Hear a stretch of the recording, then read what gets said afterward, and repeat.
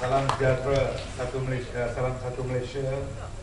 Pada yang saya kagumi dan yang saya hormati Tan Sri Ustazan, Cik Hairi, Ustaz Hairi, Cik Kamaluddin, Penolong Ketua PDM, Encik Rizwan, pengurusi JKKP, dan sahabat saya Harif Fazul, dan pada semua ketua-ketua cawangan ataupun bahagian politik yang hadir di sini. Yang pertama, saya nak ucapkan terima kasih sebab semua hadir di sini. Tak ada bising, semua amat very serious mendengar ucapan Tan Sri. Thank you, terima kasih. Tajuk hari ini is about, dia mengenai Lahad Datu. Tentang Lahad Datu ni, bab keselamatan ni saya tak tahu banyak sangat sebab saya bukan polis ataupun tentera. Tetapi sebagai NGO, saya boleh jelaskan seperti yang dikata oleh Yang Berhormat Datuk Seri Perdana Menteri kita, Datuk Seri Najib, janji ditepati.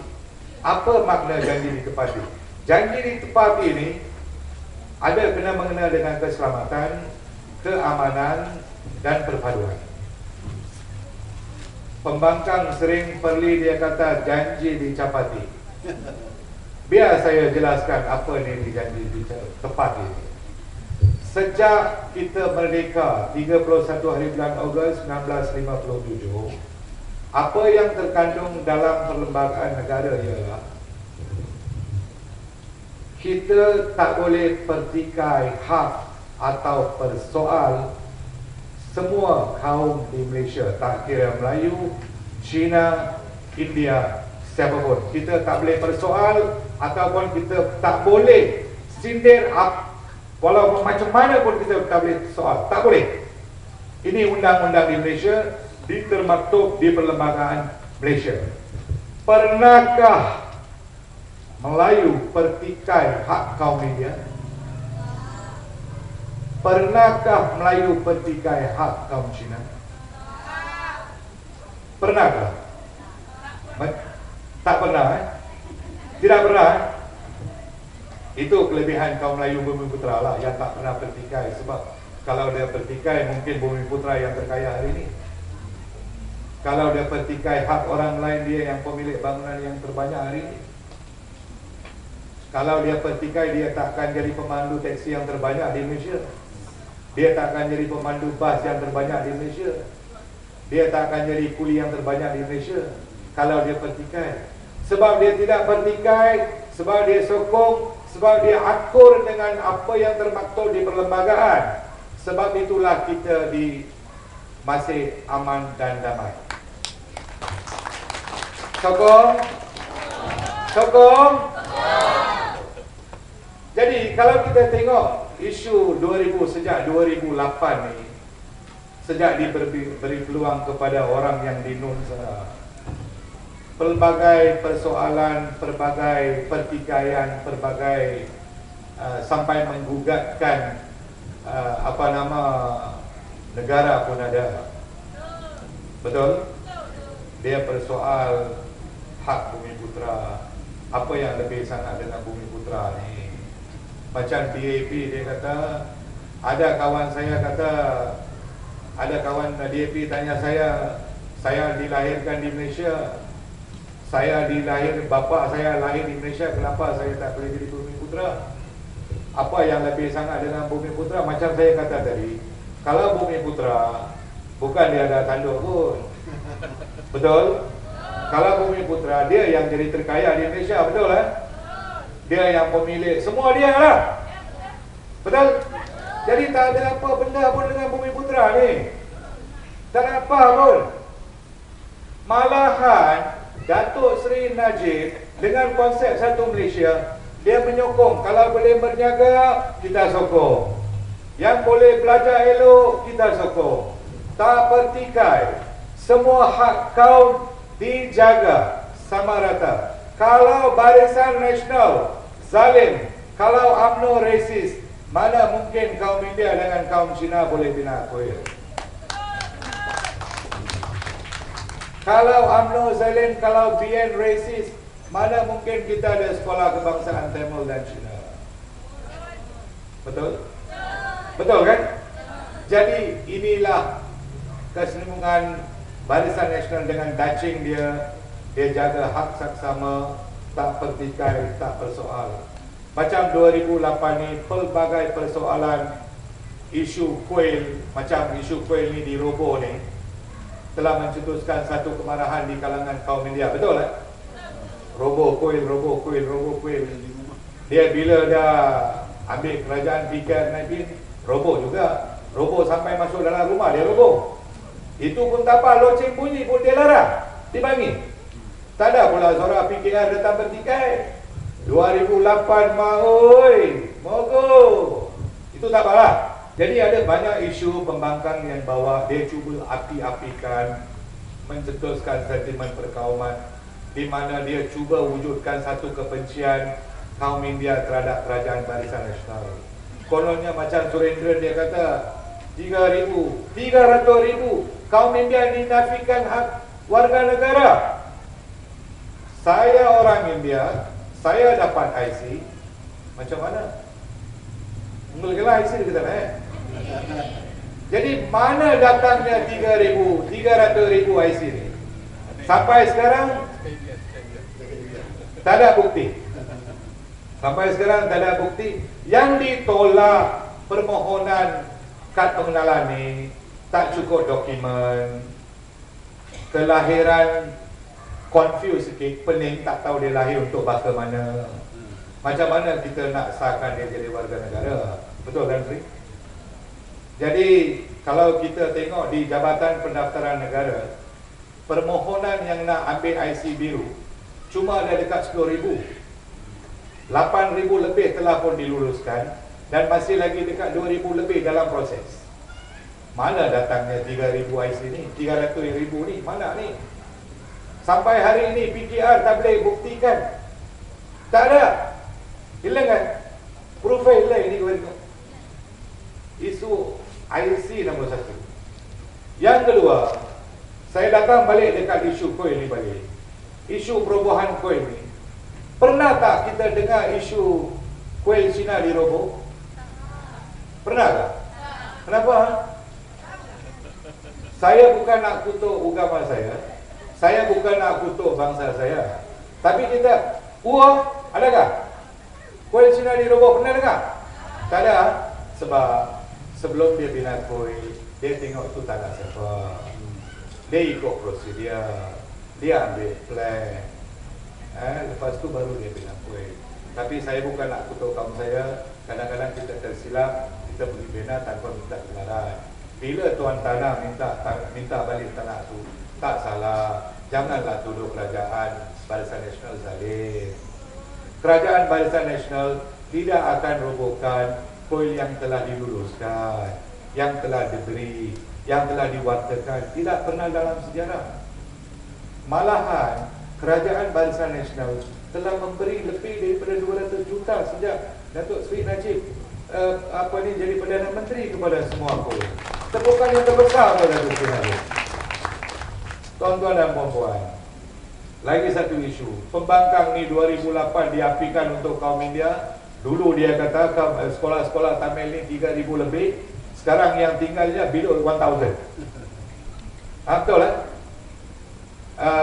Sekolah-sekolah Tamil dia ada tutup. Dia tutup kekurangan. Kaum India dizalimi, kaum India dihina. Betul lah, tapi saya nak tanya, berapa ramai kaum India yang hantar dia pergi sekolah Tamil? Punca penutupan kuil Tamil bukan kezaliman kerajaan Barisan Nasional. Yang pertama, kekurangan pelajar. Setuju? Yang kedua, dulu banyak estate, sekarang dah kurang. Banyak taman-taman perumahan. So bila dah tak ada estate, kuranglah sekolah. Tak ada estate, semua dah berhijrah. Betul kan, Sri? Sokong? Kalau sokong tepuk lah. Yang isu kedua, yang macam isu Tamil. Lepas tu pembangkang selalu kata kaum India dipinggiri, kaum India dizalimi segi ekonomi, suara kami tidak didengari. Kalau ekonomi kaum India dipinggiri, yang jaga di Tengku Kelana siapa? Yang jaga di Lebu Ampang siapa? Yang jaga di Masjid India siapa? Di mana ada kemahuan, di situ ada kejayaan. Kita kena fikir. Betul? Jadi kita tak boleh tunggu dekat rumah. Tunggu dekat rumah, tunggu dia datang sampai, tak boleh, kita kena cari. Saya daripada hutan lintang Perak, terpinggir, tak ada elektrik, teruk. Saya datang Kuala Lumpur jadi siswasa, bolehlah berucap depan sini sebab usaha sendiri. Sebab bukan kezaliman Barisan Nasional, sebab Barisan Nasional punya ketulusan. Dia tak soal, you bagus, you jalan, you pandai, you naik. Kalau you bengong, tak boleh naik lah. Sorry ya. Okay. Dia ada banyak isu. Macam kaum India ni, dia apa ni, pembangkang, dia menaikkan kemarahan melalui isu kuih, isu sekolah Tamil, isu sekolah sosial dan ekonomi. Dan yang lagi satu, pembangkang kerap kutuk polis ni tak buat kerja, polis berrasuah, jenayah naik. Betul? Betul tak? Dia kutuk polis. Tuan-tuan dan puan-puan, kalau penjenayah ditangkap, peguam mana yang datang bela? Peguam mana yang datang bela penjenayah? Cuba jawab. Saya nak tanya. Siapa dia? DAP. Kerja dia bela penjenayah. Contohnya macam Melayu kena sembelih di Pahang, Mona Fendi itu DAP Karpal yang bela. Muka ini nak bela kan selamatkan negara tak? Penjenayah. Coba. Ini fakta, ini fakta. Saya kena beritahu, jangan salahkan polis, jangan katakan undang-undang di Malaysia ini tak ketat. Jangan tuduh polis, kesian dekat polis. Bila tangkap, peguam datang bela. Bila pukul dalam lokap, nak tanya kebenaran sikit, siapa yang datang demo? PKR. Duduk luar dekat lokap. Jangan pukul penjenayah.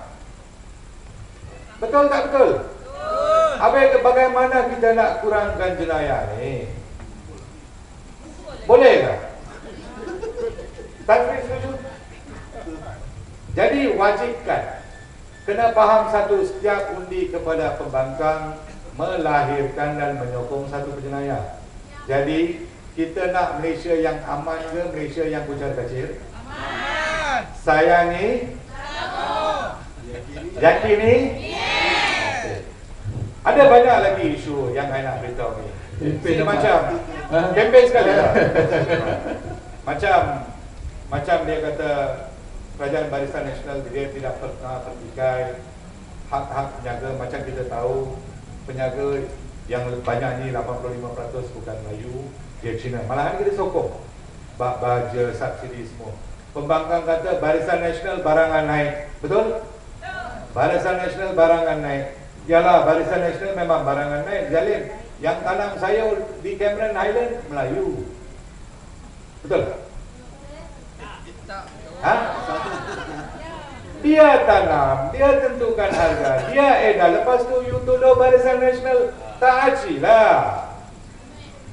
Betul tak? Di Pasar Borong siapa jaga?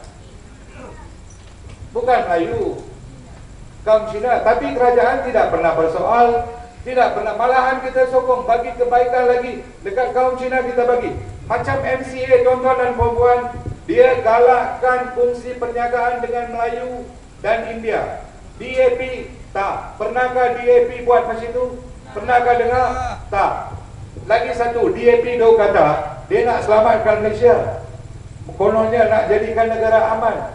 Dia tak pernah buat kempen galakkan Cina masuk polis tentera. Macam mana mau selamatkan negara? Pernahkah? Dia tidak pernah. Yang paling teruk, penyokong DAP 65% ni, kononnya nak jaga negara Malaysia ni, tak tahu negara aku perlembagaan. Tak tahu.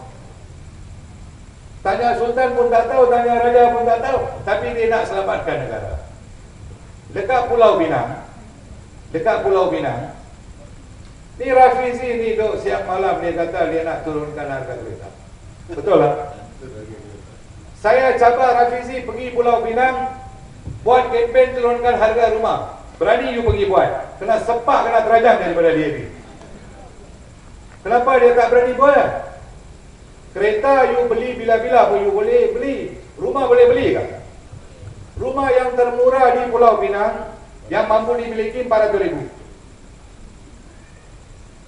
PKR, kerajaan PKR 2008 diambil sampai sekarang, zero rumah murah untuk kerajaan yang mampu beli. Tak ada.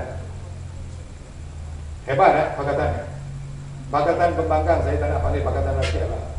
Sebab dia pakatan rakyat lain, pakatan pembangkang lain, kerja dia bantah, bangkang aja apa semua kerajaan buat. Lepas tu dia kata manifesto Barisan Nasional diciplak daripada pakatan pembangkang. Ialah sejak 1957 kerajaan Barisan Nasional ni dia teraju, dia tadbir kerajaan Malaysia ni, dia ciplak daripada manifesto PKR. Sebab PKR dah wujud sejak 1957. Apa punya bengong dia ni? Betul tak? Yang lagi satu yang paling orang dekat orang kat luar negara ni, orang tergelak tau. Rafizi kata nak turunkan harga kereta, nak turunkan harga minyak. Tanpa dalam manifesto ni tak ada plan nak kurangkan plan kesesakan jalan raya. Tak ada. You turun harga semua boleh beli, besok selesai you nak salahkan siapa? Kerajaan. Maklumlah manifesto bukan janji. Janji itu untuk kencing rakyat, nak tipu rakyat. Jadi janganlah tertipu. Betul tak? Setuju? Setuju? Jadi tuan-tuan dan puan-puan, ada banyak isu, macam isu keselamatan ni, macam bersih ni. Macam bersih ni, dia buat demo dekat Kuala Lumpur. Dia mengganggu perniagaan, dia mengganggu pesakit dia nak pergi hospital. Bersih ni saya nak tanya pengundi hantu ni, kalau kerajaan Malaysia tak telus, tak bersih, macam mana PR menang di Selangor hari itu? Kalau SPR dia menyokong Barisan Nasional, mana mungkin pembangkang boleh menang banyak kursi? Mungkin SPR ni penyokong PKR tu. Mungkin Jadi tuan-tuan dan puan-puan, dan isu bersih ni saya nak beritahu satu. Sebelum hari pilihan raya, semua calon-calon akan dibekalkan senarai nama pengundi. Betul? Betul tak? Betul. Hari mengundi, kamu tuan-tuan dan puan-puan, wakil calon-calon YB dibenarkan letak pemantau. Betul? Dalam dewan. Kena pantau siapa keluar masuk. Takkan you tak tahu itu pengundi asing. Betul tak? Bila bab kira undi, kena ada saksi. Betul? You saksi, you kira, kena ada saksi. Bila ada kira, kena chop sign. Tanpa pengesahan daripada kedua-dua pihak, tak sah. Jadi dari mana datangnya pengundi hantu ni? Cuba tuan-tuan dan puan-puan fikir. Datang daripada mana? Apa dia? Jadi bila bersih ni, saya tak nampak. Macam tuan-tuan dan puan-puan, bila Ambika anjurkan bersih ni, dia anjurkan bersih, dia tak peduli kesusahan penyaga, dia tak peduli kesusahan pesakit-pesakit yang terkandas tengah jalan raya tak boleh pergi hospital. Saya pergi jumpa dekat Ambika, Puan Ambika, kita India lah, tolonglah kompromis sikit. Kita minta maaf dekat orang-orang yang apa ni, factor ke apa tu. You siapa, dia tanya saya. You siapa? Tak apalah. Hari ketiga saya pergi buat kerja stall burger depan rumah dia. Saya lah. I look up. You tahu dia kata apa? You mengganggu ketenteraman saya. Oh, mengganggu ketenteraman you. Masa you anjur bersih, you ada minta kebenaran ke? Kenapa you tak terfikir ini akan mensesatkan jalan raya, menyusahkan orang yang nak balik kampung? Orang bagi stadium, tak mau. Tak boleh. Jalan raya juga dia mau. Terajang polis tak apa. Lepas tu dia kata polis zalim. Dia terajang polis tak apa. Apa ni? Macam-macam. Sejak kita tengok dia punya spin, oi. Semalam tuan-tuan dan puan-puan saya jumpa Mustafa Ali. Saya jumpa Mustafa Ali. Lagi 2 minit. 2 minit lagi. 2 minit. Boleh ya 2 minit lagi ya. Ada banyak lagi lah, tak apa, kena apa nak buat nanti kita ingatkan. Semalam saya jumpa Datuk Mustafa Ali, saya kata Datuk, saya masih lagi ingat lagi insiden 2007 di mana dia ambil Quran dalam dekat 50, dia pergi berdiri depan pejabat Menteri Besar Terengganu. Dia tuntut Menteri Besar junjung Quran, lafazkan sumpah laknat. Yang dia tak terlibat dalam insiden Batu Buruk, yang insiden yang bakar bendera, ingat lagi? Yang 2007 tu. Saya kata janganlah double standard Datuk Mustafa Ali. You pun kena junjung Quran juga kalau you bukan anu tu. Dia sekarang kata sakit lutut. Anwar kata sakit pinggang. Ini kata sakit lutut. Allah. Jadi parti-parti macam ini guys, tuan-tuan dan puan-puan nak harapkan untuk selamatkan Malaysia. Apa yang kita bina 55 tahun ni, kita kena baikkan lagi, kita kena eratkan lagi, kita kena betul-betul bersatu. Itulah makna satu Malaysia. Jadilah seorang warga negara Malaysia yang terbaik. Itulah sebalik satu Malaysia yang Datuk Seri Najib berkata ni. Jangan soal, jangan bertikai. Kita berfungsi dalam semua. Jadi janganlah tertipu dengan janji-janji tipu.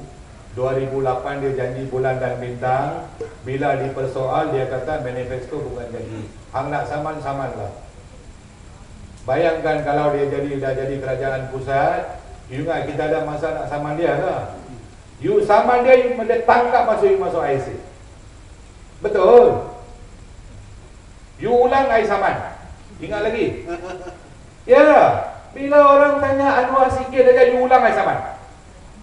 Itu baru sikit. Bayangkan kalau dia jadi Perdana Menteri, you soal hancur.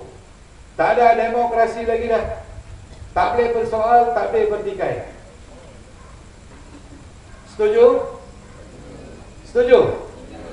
Jadi saya minta satu. Kalau semua di sini sokong Barisan Nasional, marilah kita semua bangun. Yakini,